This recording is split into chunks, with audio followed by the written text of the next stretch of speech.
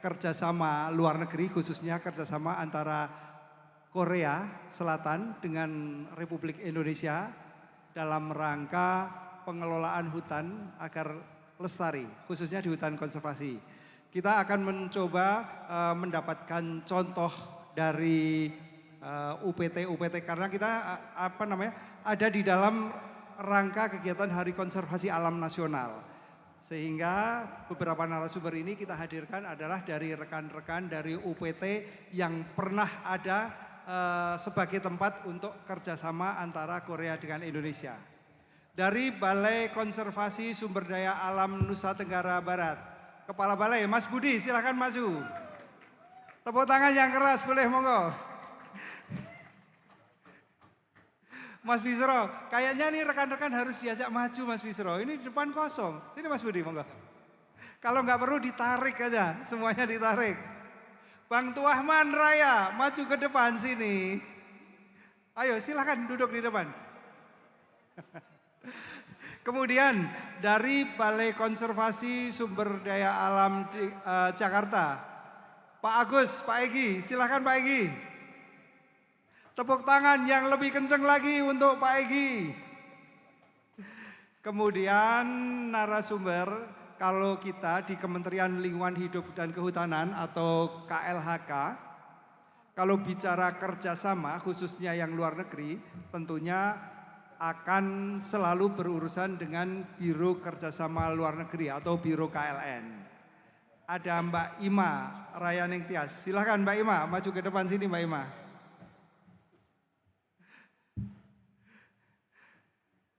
Kemudian tidak akan komplit dan kurang menarik kalau kita bicarakan hanya terlalu birokratis.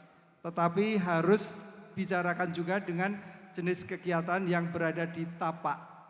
Di tapak kalau kita bicara dalam tema Hari Konservasi Alam Nasional yang kali ini, yang ada kaitannya dengan anak muda, kebetulan pelaksanaan salah satu kegiatan kerjasama Korea dengan Indonesia ini ada kegiatan penanaman di hutan lindung gambut di Jambi. Dan di sini kita hadirkan anak muda yang terlibat di situ.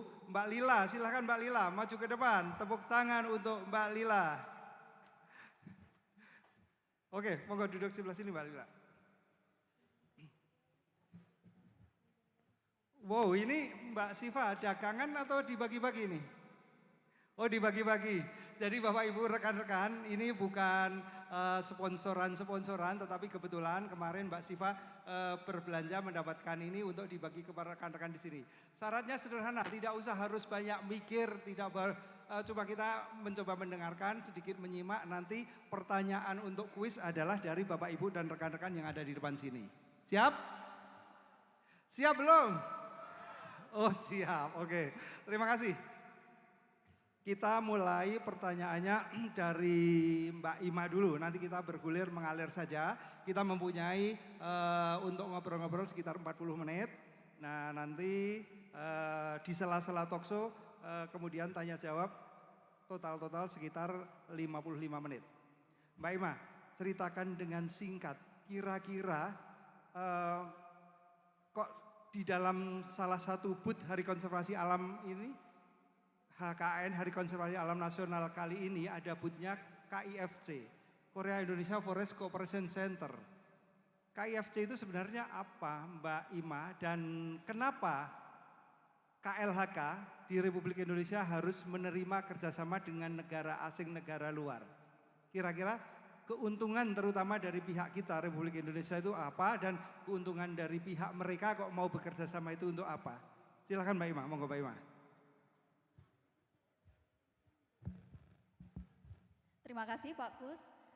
Sebelumnya selamat siang Bapak Ibu sekalian. Assalamualaikum warahmatullahi wabarakatuh.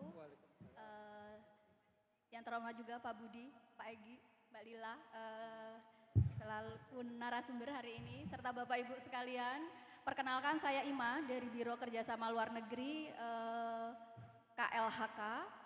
Di sini jadi mungkin nanti kami lebih kepada sharing informasi terkait dinamika kerjasama luar negeri dengan mitra internasional. Tadi sudah disampaikan oleh Pak Kus jadi kenapa sih kita harus ada kerjasama begitu ya? Pada dasarnya kerjasama ini kan dipandang untuk dapat memberikan manfaat kedua belah pihak. Tentu saja dengan prinsip-prinsip saling menghormati kedaulatan negara, tidak mencampuri urusan domestik negara lain, dan diarahkan untuk mencapai kepentingan nasional. Kemudian yang paling penting adalah jelas saling menguntungkan. Pastikan dari suatu kerjasama kita ingin mendapatkan manfaat. Apakah manfaat secara materi maupun non materi, seperti itu. Jadi kenapa kalau kita istilahnya harus ada kerjasama, terutama misalkan dengan Korea dalam hal ini ya, contoh kasusnya, karena kita berharap ada beberapa hal-hal yang bisa kita jadi hampir sama kayak kehidupan bertetangga ya kalau saya analogikan begitu. Jadi kita punya apa, tetangga kita, negara lain ini punya apa. Nah itulah yang kita saling kerjasamakan untuk mencapai kesepakatan, mencapai tujuan yang sudah disepakati bersama. Jadi kurang lebih itulah prinsipnya ya kan kalau hidup sendiri kan tidak mungkin. Jadi kalau bertetangga untuk kesejahteraan bersama. Dalam hal ini mencapai kepentingan nasional juga, itu mungkin secara singkat. Oke, terima kasih Mbak Ima. Jadi sebenarnya ya betul, kita hidup bertetangga secara internasional ya, saling menguntungkan ketika mencoba membangun kerjasama. Nah, Bapak Ibu rekan-rekan, sebenarnya tidak tiba-tiba juga, ya memang tiba-tiba ya, saya ditugaskan ke KIFC. Sebelumnya saya pernah magang bekerja, ya Kang Dedi ya, terakhir magang di Taman Nasional Waikambas, sebelumnya lagi di Taman Nasional Gunung Cermai. Sebelumnya lagi mana Mas Dedi? Oh magang di Biro Humas, terus? Oh PCLWA, terus mana lagi? Sespri ya Pak. Taman Nasional Gunung Loser.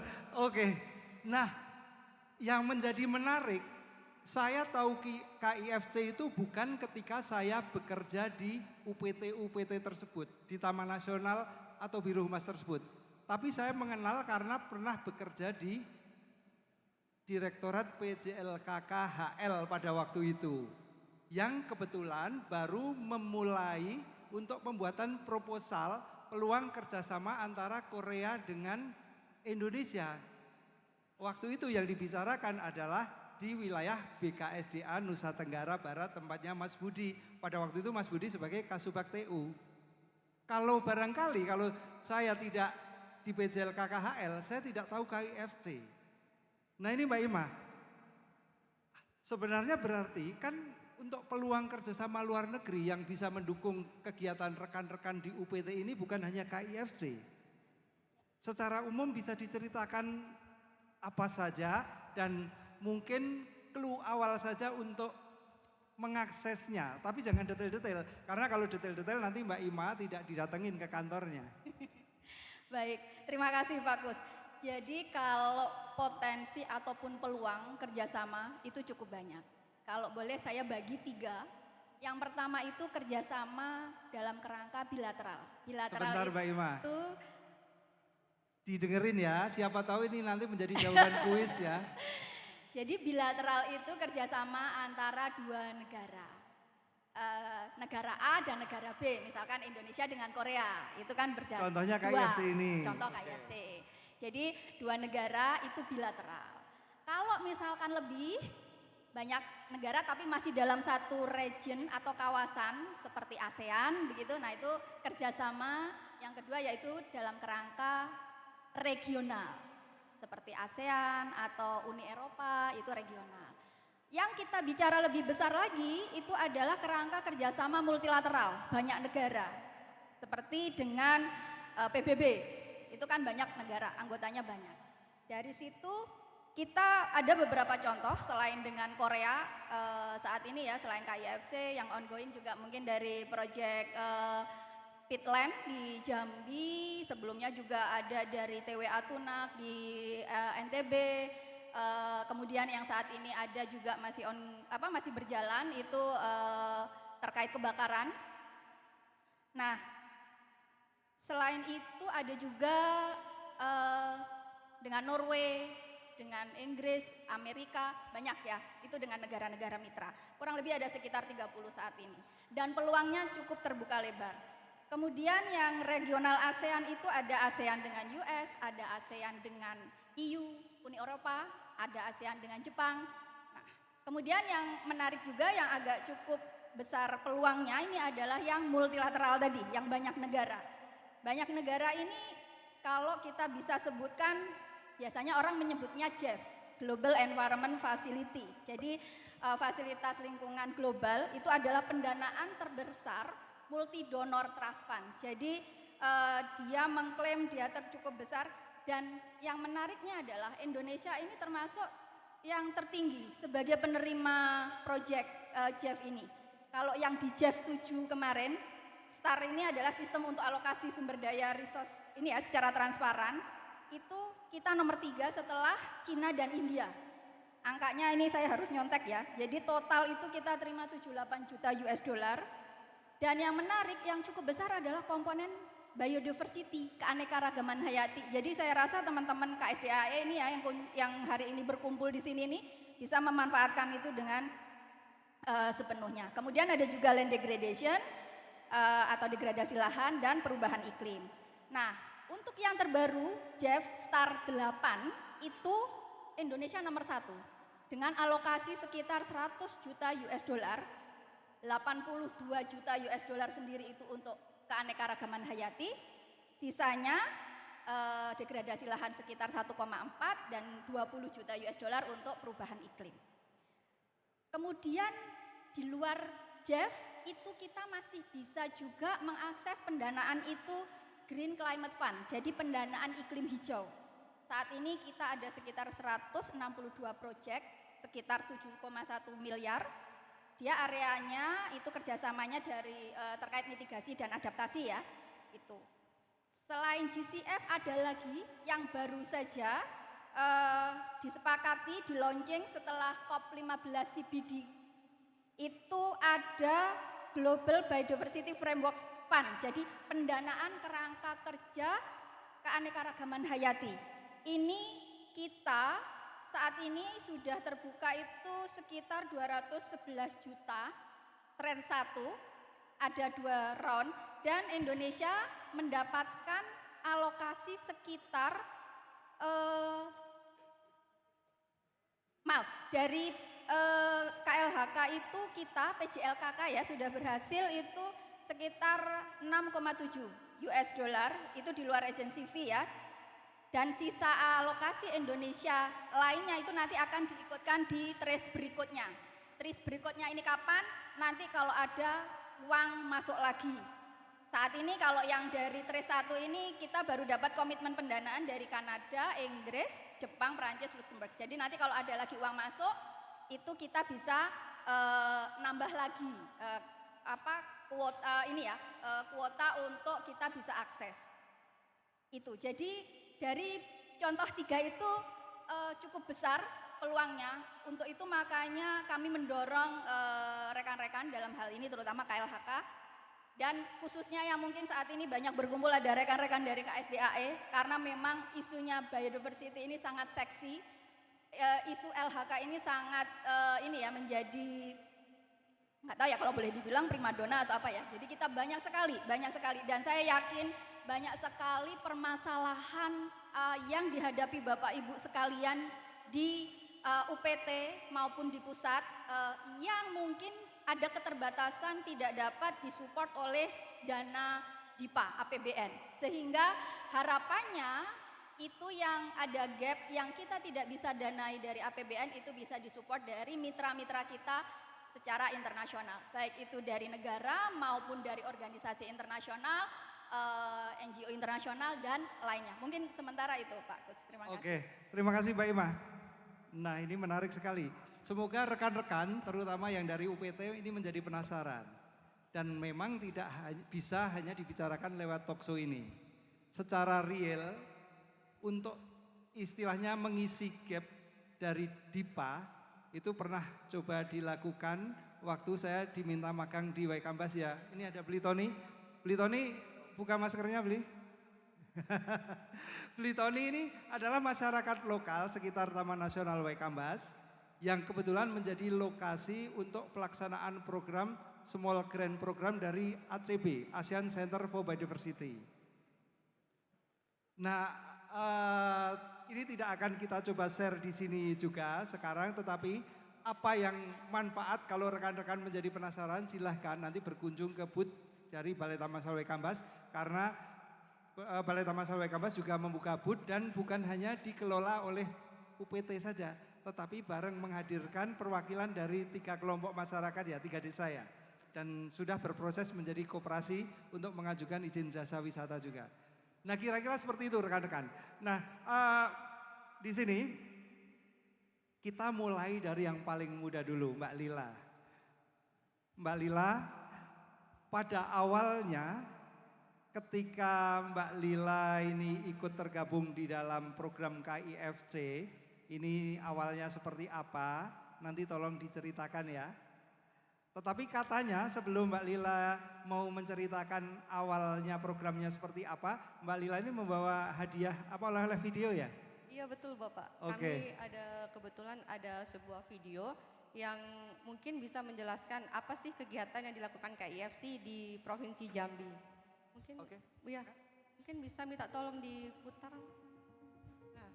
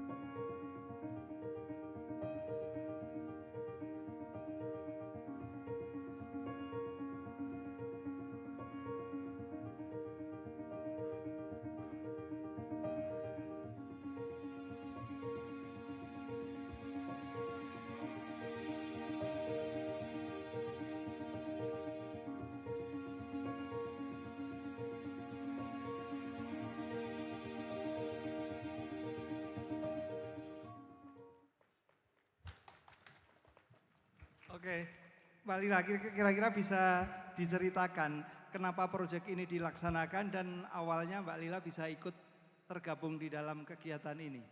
iya Bapak. Sebentar, Oh, tapi ceritanya adalah Mbak Lila mewakili sebagai generasi muda. Ya, silakan.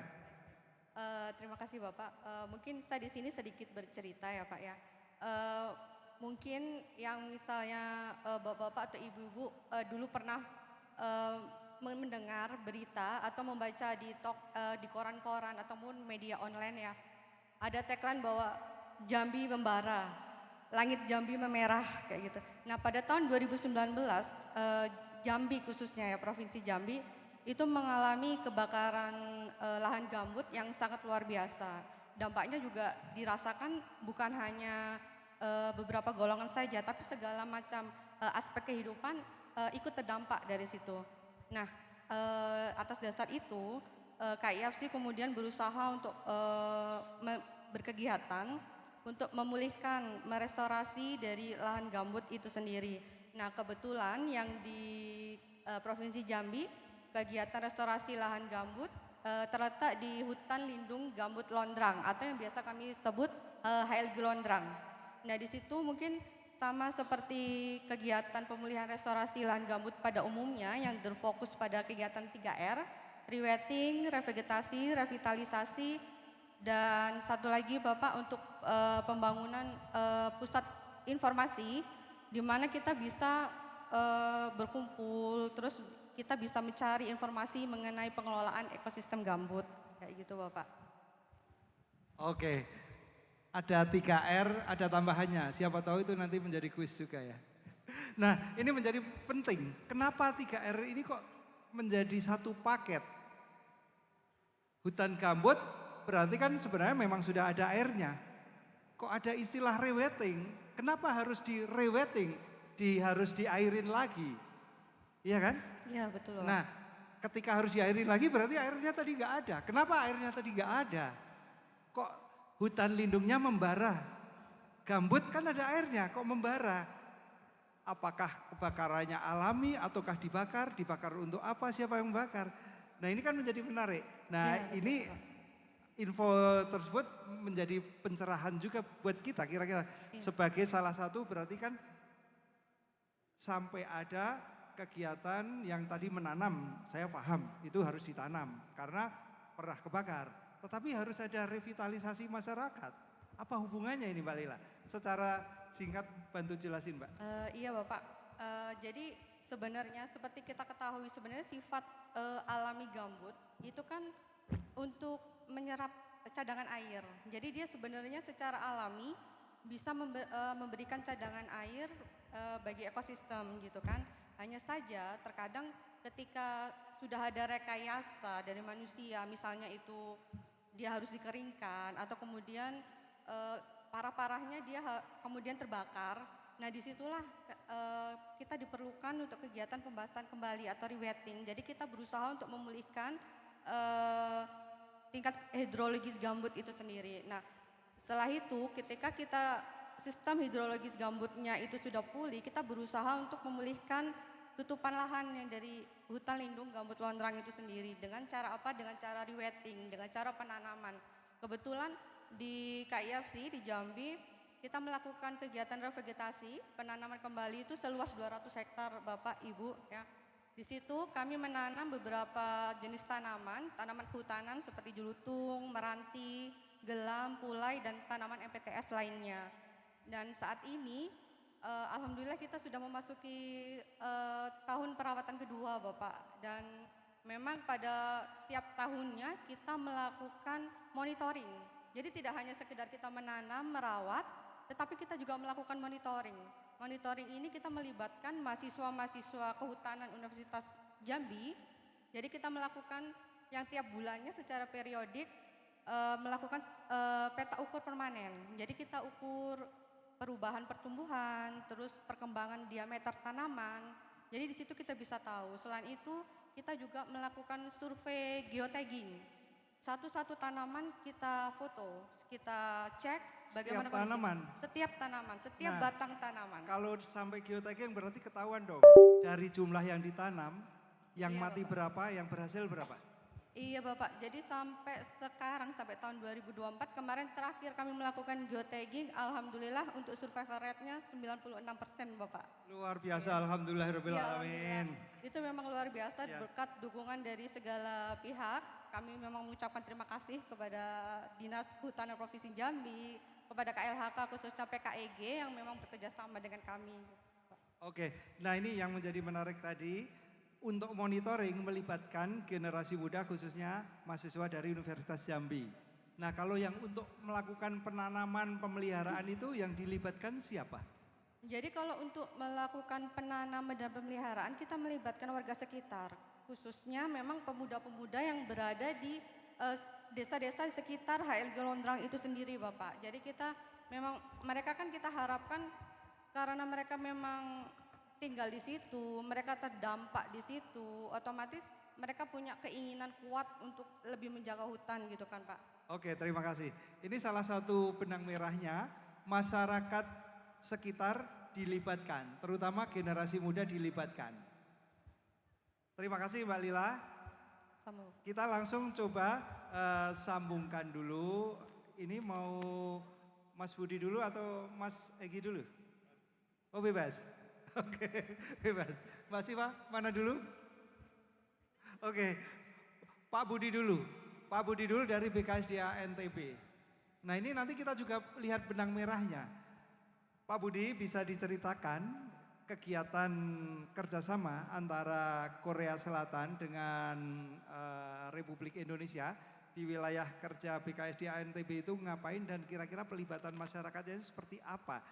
Karena ini menurut cerita Pak Dirjen meminta ini untuk menjadi percontohan juga ya untuk replikasi antara kegiatan kerjasama dengan masyarakat dengan BKSDA NTB. Silakan Pak Budi. Baik, terima kasih Mas Gus. Assalamualaikum warahmatullahi wabarakatuh. Selamat sore yang kami hormati rekan-rekan kepala balai besar dan hadirin sekalian. Ya jadi Mas Gus, kebetulan memang BKSDA NTB salah satu yang saya kira kami cukup merasa bangga ya menjadi salah satu lokasi target di 2013 adanya program implementasi kerjasama G2G antara Indonesia dengan Korea yang diimplementasikan oleh KFS melalui KIFC. Jadi kalau nggak salah 2013 pihak KFS Korea Forest Service itu mencari salah satu lokasi yang hampir mirip secara ekosistem. Secara tipe ekosistem, kemudian iklim dan sebagainya. Ada pantai, ada bukit, kemudian dengan vegetasi yang sifatnya ekosistem pamah gitu ya. Maka dipilihlah salah satunya TWA Gunung Tunak. Saat itu masih semak belukar. Sehingga kami merasa beruntung saat itu, tentu seperti itu. Kemudian yang berikutnya, kerjasama ini ternyata berlanjut sampai dengan 2018. Jadi ruang lingkup kerjasama yang diatur di dalam kerjasama tadi untuk kawasan TWA Gunung Tunak menjadikan kawasan TWA Gunung Tunak sebagai kawasan konservasi untuk pengembangan wisata berbasis community. Jadi memang visinya seperti itu sehingga mereka pun menjadi juga tertarik untuk bisa berkontribusi pihak Koreanya. Ada 3 ruang lingkup Mas Gus kerjasama. Pertama, pengembangan sarpras wisata. Yang kedua, pengembangan atraksi wisata. Yang ketiga, pengembangan kapasitas SDM, baik itu pengelola maupun masyarakat. 3 ruang lingkup ini yang kemudian menjadi bagian dari kerjasama. Di 2018, alhamdulillah kami dibantu untuk pembangunan sarpras wisata. Tetapi memang juga tidak mudah, artinya memang perlu komitmen kita juga bahwa ada negosiasi di situ. KSDA NTB menyiapkan apa? Kami KFC atau KIFC menyiapkan apa? Sehingga itu menjadi bagian dari ikatan kepercayaan. Itu mempermudah kerjasama. Itu kemudian untuk pengembangan atraksi pun juga sama. Dan terakhir yang paling penting memang karena yang kami dibantu itu pengembangan sarpras Mas Gus, maka kami harus menyiapkan next ini akan kita apakan sarpras ini. Sehingga menjadi penting untuk membuat exit strategi ketika proyek ini berakhir. Karena proyek ini kalau nggak salah 5 tahun 6 tahun Mas Gus, 2018 berakhir. Maka kami secara simultan bersamaan kami siapkan masyarakat sekitar kawasan yang notabene memang saat itu dari sisi mohon maaf secara pendidikan juga mungkin kurang beruntung, kemudian secara pendapatan pun juga sama, itu menjadi juga tantangan, challenging untuk kemudian mereka bisa berdaya gitu. Sehingga secara bersamaan pun kita sentuh program kerjasama ini untuk penguatan kapasitas kelembagaan masyarakatnya. Sehingga next ketika sarpras selesai sebagainya, maka masyarakat ini sudah siap untuk kemudian mengelola. Sehingga saat ini memang di TWA Gunung Tunak yang ada di Provinsi NTB itu menjadi salah satu kawasan konservasi yang di dalamnya ada pengembangan wisata yang tidak hanya basisnya community sekarang, malah sekarang sudah banyak kolaborasi. Private sector juga masuk ke sana. Pemegang izin Pemegang sarana izin ya? juga jalan di situ. Wow, luar Seperti biasa. itu. Jadi sekarang seperti itu kondisinya. Yang menarik lagi Mas Gus, memang dibutuhkan konsistensi. Konsistensi pendampingan itu memang menjadi faktor kunci di dalam keberhasilan tadi. Pendampingan dari masyarakat tersebut ya? Betul, Karena masyarakat sebelumnya bukan pelaku wisata. betul. Oke. Betul. Jadi memang kami butuh pendamping untuk mendampingi masyarakat, sehingga mereka sekarang sudah menjadi salah satu aktor utama untuk kegiatan pengembangan wisata di situ. Yang berikut yang menarik, ternyata kelompok ini juga memang harus selalu diberikan motivasi sehingga mereka selalu punya inovasi. Jadi kami pun terakhir kemarin di bulan lalu, kami cukup juga surprise bahwa kelompok ini semua anggota 49 orang sudah tersertifikasi, sudah punya sertifikat kaitan dengan hospitality dan sebagainya. Yang berikutnya lagi, pendamping kami pun juga tidak hanya punya sertifikat, juga menjadi asesor di lembaga sertifikasi profesi Luar di bawah biasa. binaan Kementerian Pariwisata, Ekonomi Kreatif. Jadi itu saya kira tadi bicara keberlanjutannya, sehingga sekarang malah kelompok ini juga mampu untuk menciptakan SDM baru Wow. untuk kemudian berkiprah di bidang pariwisata. Bidang pariwisata bekerja di private sector tadi juga? Private sector, betul. Wow, luar Itu kondisi biasa. sekarang Mas, seperti itu. Oke, menarik sekali. Jadi rekan-rekan ini benang merahnya dari contoh satu yang di Jambi, kemudian di TWA Gunung Tunak PKSD NTB, terus contoh tadi yang Blitoni, ya kita tidak bisa mengelola sebuah hutan konservasi dibilang harus terkonservasi tanpa memikirkan masyarakat yang kebetulan hidup berbatasan di sekitarnya. Nah, kita langsung sambungkan karena ini waktu kita juga nanti hadiahnya sudah menunggu 15 menit, nanti harus cepat untuk dibagi-bagi kepada rekan-rekan. Mas Egi. Ya, siap. Nah, kalau setahu saya ketika bicara dengan kawasan BKSDA DKI atau Jakarta, itu kalau ada tamu-tamu dari mahasiswa Korea atau manapun oleh KIFC dibawa ke TWA Angke Kapuk. Sebenarnya apa sih yang pernah dibantu atau kerjasama Korea kepada BKSDA DKI atau ada sesuatu apa? Mas Egi, boleh diceritakan? Terima kasih Mas Gus. Assalamualaikum warahmatullahi wabarakatuh. Selamat sore Bapak Ibu semua. Jadi perkenalkan saya Agus Arianto, Kepala Balai BKSDA Jakarta. BKSDA Jakarta memiliki kawasan, 4 kawasan konservasi yang luas sekali, hanya 232 hektar secara keseluruhan. Namun meskipun demikian, kawasan-kawasan konservasi tersebut memiliki peranan yang penting dalam menjaga ekosistem atau yang menjaga kondisi lingkungan yang ada di wilayah Jakarta. Kaitan dengan TWA Angke Kapuk yang tadi disampaikan oleh Mas Gus, itu merupakan bentuk keberhasilan pemulihan ekosistem yang dilakukan multi pihak bersama-sama. Sebentar saya ingin menyampaikan film terkait dengan pemulihan ekosistem yang ada di Angke Kapuk. Mas Rizky, silakan diputarkan. Saya diri ya, izin. Bapak Ibu semua, ini Taman Wisata Alam Angke Kapuk terletak di wilayah Jakarta Utara, luasnya 99,82 hektar. Taman Wisata Angke Kapuk ditetapkan tahun 2005 seluas 99,8 hektar. Sebelumnya Taman Wisata Alam Angke Kapuk merupakan kawasan konservasi yang hampir secara keseluruhan lokasinya dirambah dijadikan perikanan darat. Hanya ada 9 hektar tutupan dari 99,82. Kemudian berkat komitmen para pihak, kerjasama dengan para pihak, maka ekosistem di Taman Wisata Alam Angke Kapuk dapat kita pulihkan hingga saat ini kurang lebih 500% 60 hektar sudah mulai terpulihkan. Ini kondisi awal perikanan darat perambahan terjadi di wilayah Taman Wisata Alam Angke Kapuk.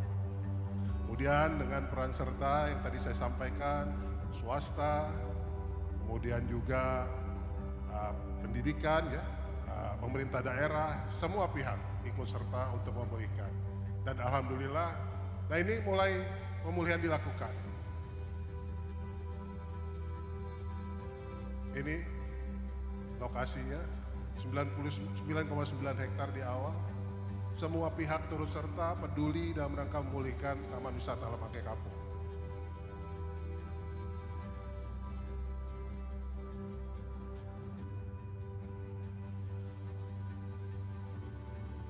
Ini seperti yang Mas Gus tadi sampaikan, semua tamu-tamu internasional ikut melakukan kegiatan penanaman di Taman Wisata Alam Angke Kapuk, termasuk diantaranya kita dengan pihak KIFC. Ini saat ini tahun 2021, coveringnya sudah 41,6, dan beberapa satwa yang sudah 25 tahun tidak terlihat sekarang muncul kembali di sana. Ini salah satunya, ada buaya, kemudian ada berang-berang, semua muncul lagi di sana. Ada apa Pak Egi? Buaya. Buaya. Buaya. Siap. Ini sekarang kondisi Taman Wisata Alam Angke Kapuk. Luar biasa. Ada 10 mangrove sejati, ada 34 mangrove asosiasi, ya, yang sudah mulai pulih di sana.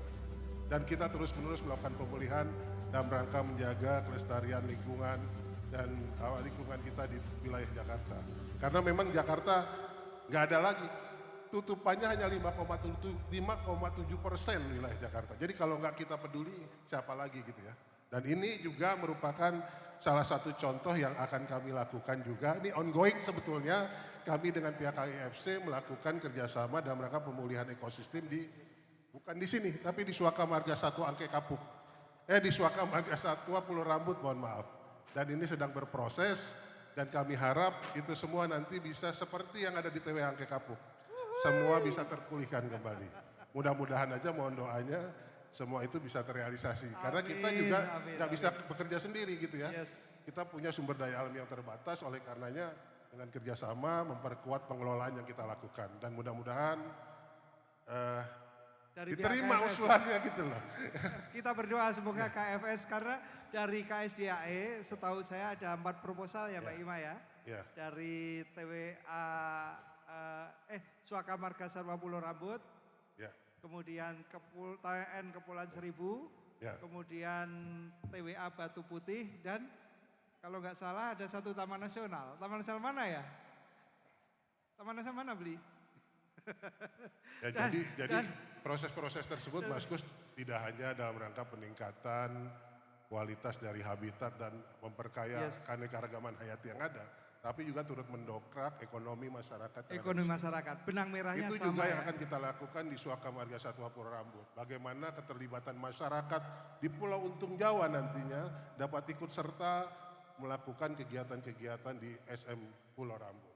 Dan harapan kita tentu saja bagaimana peningkatan kesejahteraan masyarakat di Pulau Untung Jawa itu dapat meningkat dengan terpulihkannya ekosistem yang ada di Pulau Rambut. Dan mudah-mudahan segera ditandatangan itu Mas Gus.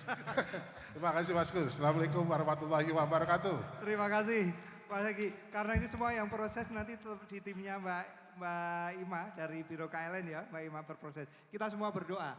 Rekan-rekan, bicara tadi baru 4 proposal dari KSDAE dan 1 proposal BSI. Padahal kerjasamanya lingkup LHK. Kalaupun misalnya yang dari KFS, Korea Forest Service itu belum menyetujui yang ini, seperti yang diceritakan Mbak Ima tadi, peluangnya masih sangat banyak. Oke, ngobrol yang agak seriusnya kita cukupin dulu, nanti bisa dilanjut di lain kesempatan. Ini hanya pembuka. Intinya kita membukakan mata hati bahwa kita mencoba menyelesaikan salah satu beberapa tantangan dalam pengelolaan hutan konservasi, taman nasional, taman wisata alam, cagar alam, Suaka Marga Satwa dan lain-lain. Itu tidak bisa hanya mengandalkan satu sumber atau dari pemerintah DIPA. Banyak juga ternyata peluang dari kerjasama luar negeri. Nah ini Mbak Ima tadi sudah mencoba membukakan, nah rekan-rekan bisa mencoba mencari tahu gimana cara mengaksesnya. Kira-kira seperti itu. Nah sekarang kita hadiahnya 10 menit lagi ini harus habis. Mas Budi, siapkan pertanyaan. Berikutnya Mas Egi, Mbak Ima dan Mbak Lila. Monggo. Langsung. Langsung. Yang gampang yang susah. Yang gampang tapi agak mikir. Oke. Sebutkan 3 ruang lingkup. Nah, sempat tadi saya sampaikan tuh. Belum selesai pertanyaan. Sebutkan aja. Mbak-mbak yang pakai jilbab. Pakai kacamata. Yang, Kok malah ketawa? Yang kiri lah tuh. Oh yang kiri. Yang belakang. Oh yang belakang, yang nggak pakai kacamata. Ya, itu Mbak. Ayo Mbak. Karena ayo, sudah berdiri ngacung dulu, duluan, berdiri dulu. pertanyaannya belum selesai, silahkan dijawab. Berarti sudah Oke, ngapalin oke, Mbak. ini. Ayo Mbak, silakan Mbak. Baik, mohon izin untuk menjawab pengembangan sarana prasarana, pengembangan atraksi wisata dan pengembangan kapasitas SDM masyarakat. Yang di 3 Pak. Yang pertama sarana wisata, sarpras, yang kedua atraksi wisata, yang ketiga kapasitas SDM masyarakat. Tadi belum selesai pertanyaannya. Oh belum selesai Pak? Oh gitu Betul, Pak? betul Mas Gus, betul. Selamat ya Pak ya. Mas Egi langsung. Ya, terima kasih. Silakan ngacung. Wah itu. Ya tadi disampaikan bahwasannya kerjasama itu sangat penting gitu ya. Pengembangan kerjasama harus dilakukan dan itu merupakan salah satu tupoksi dari KSDAE. Yang ingin saya tanyakan, permen tupoksi KSDAE yang terbaru nomor berapa, tahun berapa? Silakan. Yang ujung silakan. Betul. Betul. Oke. Mas Yono, ini bukan KKN ya. Anda dapat karena bisa menjawab dengan baik. Maturun, monggo.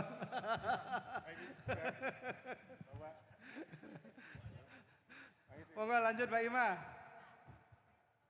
Pertanyaan ketiga, siap-siap Bapak Ibu. Tadi sudah saya sampaikan. Jadi kalau bicara peluang kerjasama, ada 3 kerangka kerjasama. Bapak monggo silakan yang belakang. Wih, Om Ganteng ini. Sini. Wah. Ayo. Bilateral, multilateral dan apa Mas Gus Satu tadi? lagi. Satu lagi. Satu lagi. Regional. Regional. Betul. Regional. Betul, betul. Selamat Bapak. Selamat. Ini monggo. Sepedanya belum Pak. Door prize yang terbesar nanti. Sama-sama, terima kasih Pak. Nanti ada pertanyaan lagi untuk sepeda Om. Mbak Lila silakan. Baik, pertanyaan keempat mungkin yang gampang-gampang dulu ya, Bapak ya. gampang-gampang dulu. Tadi saya sudah sebutkan jenis-jenis tanaman pionir yang dapat hidup dengan baik di gambut. Mungkin ada yang bisa sebutkan 2 saja Saman. Tanaman pionir yang hidup di gambut. Biasanya saya berarti punya pertanyaan kayak susah ini tadi. Oke Mbak, ayo Silakan, Mbak, Ibu. sini Mbak. Sini. Yakin aja bener Mbak, yakin aja bener. Sini Mbak, monggo. Jelutung sama meranti enggak? Iya, betul Ibu. Mbak, mau milih yang warna apa? Oke.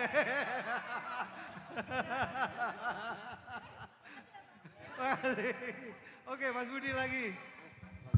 Masih Mas ada satu, Egi, gantian. masih satu ya. Ya. Nah, ini terakhir ya. Siapa nama kepala desa? Bukan. Di mana letak lokasi Taman Wisata Alam Gunung Tunak? Sebutkan dusunnya. Harus tahu. Ini ada 2. Mana? Pak Yohan. Yang ini, Pakai yang topi Pak kanan. Yohan. Mas Paijo. Sini Mas Paijo.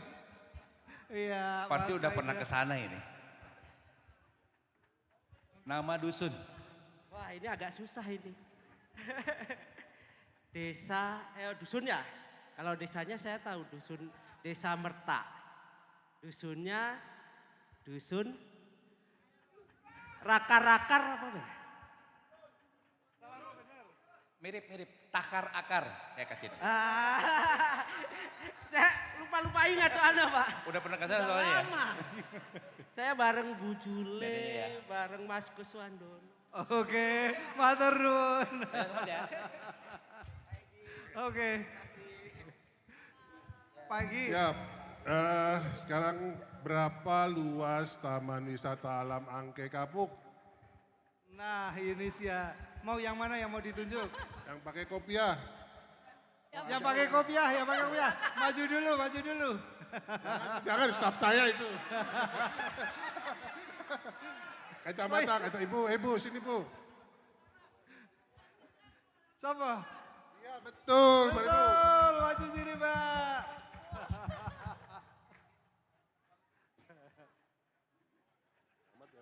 Waduh, makasih Mbak. Oke. Yuk. Pertanyaan selanjutnya mungkin tidak ada disebutkan secara detail, tetapi jawabannya ada di sini, ada di depan Bapak Ibu semua. Bolak-balik tadi kita sebutkan KIFC. Apa sih kepanjangan KIFC? Nah, siapa Mana ini? nih yang duluan nih? Silakan Mbak Ima yang milih. Siapa nih? Tadi udah ibu-ibu ya, bapak-bapak. Bapak-bapak. Mana yang bapak-bapak? Depan atau belakang? Belakang Pak, belakang. Silakan Pak, belakang maju. Ya, maju Mas, rezekimu Mas, nek iso jawab. Iki Mbak Ima. Monggo sini. Jangan salah. Iya, Korea Indonesia Corporation Center. Sedikit lagi. Korea Indonesia Forest Corporation Center. Terima kasih. Korea Indonesia Forest Corporation Center. Cooperation Center, baik. Selamat Pak. Matur nuwun Mas. Oke Mbak Lila, terakhir. Iya, ini mungkin pertanyaan terakhir ya Bapak ya. Jadi tadi kan kami jelaskan tuh, kami berkegiatan pemulihan di lahan gambut. Nah, bisa tolong sebutkan nama lahan gambut yang merupakan tempat lokasi kegiatan KIFC. Silakan Bapak. Lebih tepatnya Bapak. Hutan Lindung Gambut Londrang. Iya, betul Bapak.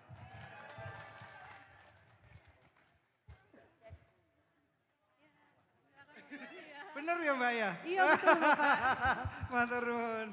Oke. Ini terakhir kita berikan pertanyaannya kepada Mbak Ima yang mewakili Bapak Kepala Biro KLN. Monggo Mbak Ima. Hadiahnya sepeda. Gongnya sepeda. Ini tadi yang sudah dapat hadiah boleh milih lagi nggak nih Pak? Atau kita kasih kesempatan yang belum ya? Atau Silahkan Mbak Ima. kita coba kasih kesempatan nih ya, biar semuanya sama dapat. Jadi minta tolong disebutkan 4 jenis kegiatan di Proyek Londrang Jambi. Tadi sudah 4 jenis kegiatan jenis yang kegiatan. dilaksanakan di Hutan Lindung Gambut Londrang HLG Jambi. Londrang Jambi. Boleh maju dulu nanti Maju, kalau yang kurang- ini siap maju, sebutkan. Sini Mas.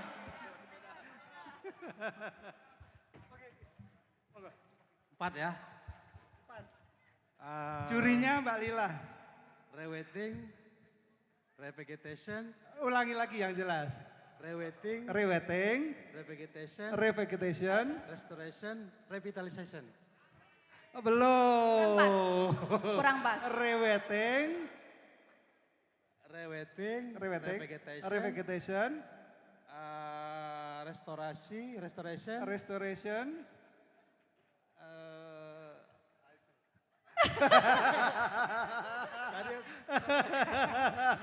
Oke belum. Semangat. Ada yang terus, mau semangat mencoba? terus. apa tadi? Ulangi lagi. Reweting. Kita pakai logika ya, karena tadi sudah terbakar. Itu gambut kan harus dibasahi dulu, reweting. Setelah direweting ditanemin kan, revegetation. Terus biar menjaga masyarakat itu tidak membakar lagi, dilakukan kegiatan revitalization. Nah, ini hanya di lapangannya, sementara diperlukan lagi di tingkat kotanya. Apa itu? Nah, itu clue-nya. Apa?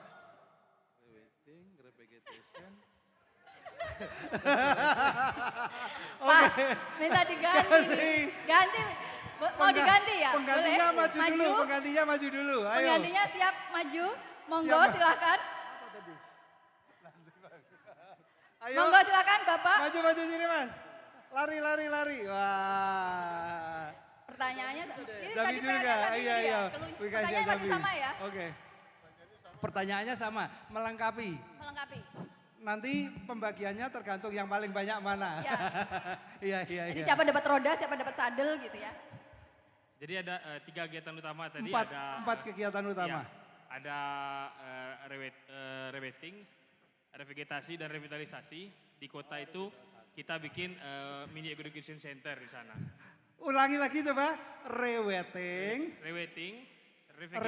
revegetasi itu nanam, kemudian ada revitalisasi. revitalisasi itu pemberdayaan masyarakat, sekitar, itu ada yang di 10 desa kotanya adalah di kotanya Jambi itu ada mini education center. Gitu. Mini Education Center. Gimana Mbak Lila?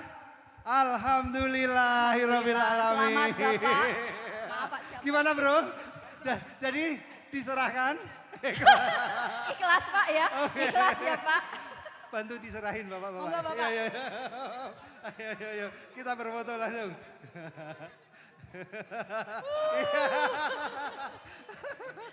Oke, terima kasih. Selamat. Selamat. Terima kasih. Dibawa kemana nih Pak sepedanya? Dibawa ke Jambi. Jambi. Oke. Dari Jambi untuk Jambi pertanyaan. Oke, makasih Mas. Salam untuk Bang Donald. Baik Bapak Ibu, rekan-rekan semuanya, Bapak narasumber, Mas Egi, Mas Budi, Mbak Ima, Mbak Lila, terima kasih. Kita sudah berbincang. Tetapi ini tidak menutup kesempatan. Kalau rekan-rekan mau diskusi, bisa diskusi di mana saja. Mau di booth ataupun ketemu di mana. Dan mudah-mudahan semangat HKN ini memberikan semangat juga pada kita untuk memberikan warna. Hidup kita sekali lagi, hanya sekali hidup. Jangan sampai gunakan tidak bermakna. Terima kasih, mohon maaf kalau ada salah-salah kata. Kita berikan cenderamata kenang-kenangan kepada Bapak Ibu narasumber kita. Ayo Mbak Siva bantuin. Ini untuk Mbak Ima yang ngecerek. Yang itu boleh. Nah ini yang ngecerek siapa? Oke. Pak Budi, ini kayaknya udah di tag sama Mbak Lila deh. Oke, terima kasih semuanya. Saya kembalikan kepada MC. Terima kasih. Wassalamualaikum warahmatullahi wabarakatuh. Terima kasih Bapak, segar sekali dibawakan oleh Bapak Kuswandono. Boleh berfoto bersama dulu Bapak izin? Semoga segar karena ilmunya banyak ya, bukan karena door prize-nya banyak ya Pak, Bu. Talk show yang ketiga juga akan langsung diadakan sebentar lagi. Ada door prize lagi nggak Pak? Talk show ketiga ada. Jadi harus semangat sampai dengan akhir nanti. Sesi talk show selanjutnya akan berlangsung selama 1 jam 30 menit atau lebih tepatnya 90 menit. Membangun industri bioprospeksi yang inklusif dan berkelanjutan.